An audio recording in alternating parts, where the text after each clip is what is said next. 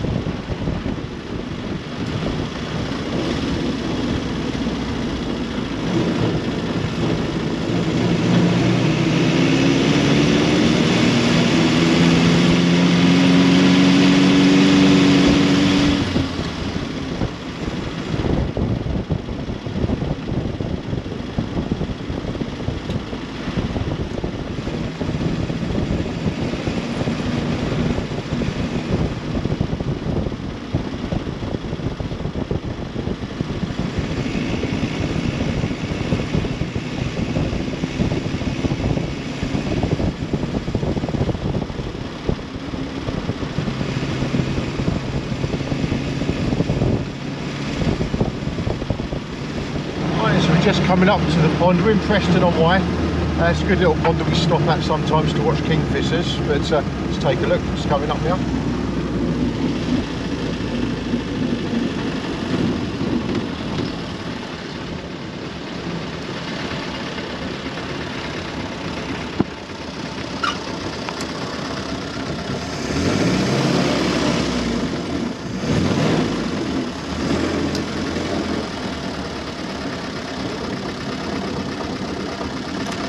was a good run down here. We didn't have any problems, and the only odd thing that we have had is when we stopped, when you turn the ignition off, the ignition light would come on, and then when you turned it on without the engine running, the light would go off. Obviously when the engine's running and it's charging, it goes off to tell you that it's charging, but the light should never be on when the ignition's off.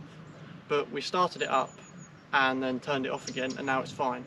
So it used to do that a very long time ago, and then it stopped, so it's sort of been out of my mind for a good year or so. So maybe that's a sign that we need to take the car out a bit more. I don't know.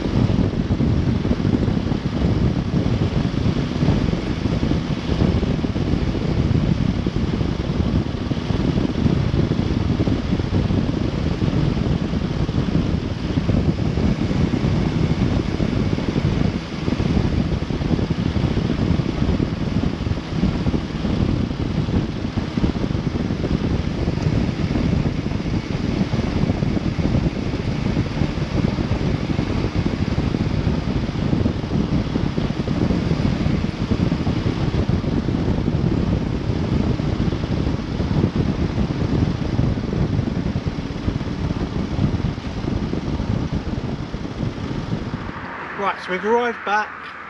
It drove fine. The car was a bit jumpy, but I would assume that's probably just the points need cleaning or the rotor arm or something like that. And the other main issue is that the car's not charged. Well, it is charging, but not enough. So I'm just going to give the dynamo and possibly the charge regulator box, whatever, a spray with electrical cleaner as well, because I've done that previously and it sort of fixed it. But the main fix, I'd say, is the car needs a bit more exercise. So we'll be making sure to do that in the future, because, well, we used to take the car out every day, but because of our recent stuff, we've been a bit busy, we've not done that, and all of a sudden all these problems have arrived. So I'll give the dynamo and the charge box a spray with electrical cleaner, because the charging box might have something to do with the fact that that light's staying on. And thankfully we've got a drive, I believe it's on Thursday, and we're going to a pub with our Herefordshire Club, and it's a pub just over the other side of the hill behind us.